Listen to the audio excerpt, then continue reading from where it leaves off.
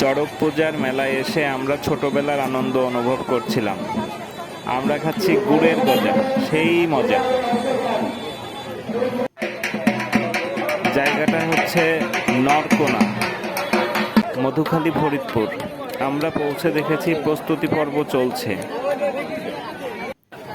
এখানে ঐতিহ্যবাহী মেলা বসেছিল। মেলায় মৃৎশিল্প সহ অন্যান্য অনেক জিনিসের সমারোহ আমরা ঘুরে ঘুরে দেখেছি। এখানে চানাচুর কি সুন্দর,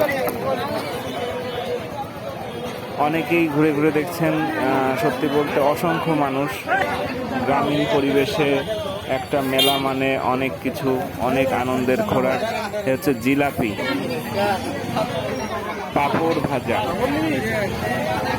সবার ভিড় এখানে।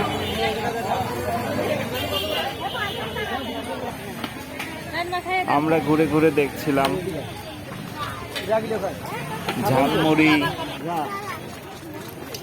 পান, বাদাম ভাজা, ছোলা বুট। জায়গাটা বিল অঞ্চলে, আশেপাশেই ফসলের ক্ষেত। এখানে ফল বিক্রি হচ্ছিল, বিভিন্ন ধরনের খেলনার দোকান।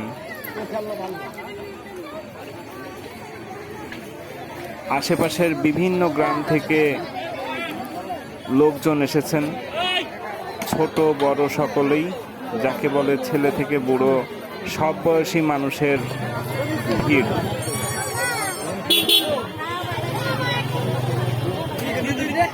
গ্রামীণ জীবনে এ এক অফুরন্ত আনন্দের উৎস। আমার বন্ধু সুজন বিশ্বাসের সাথে অনেকদিন পর দেখা। আমরা দুজন মিলেই গিয়েছি এই নরকোনাতে। ইতিমধ্যে প্রস্তুতি শুরু হয়ে গেছে।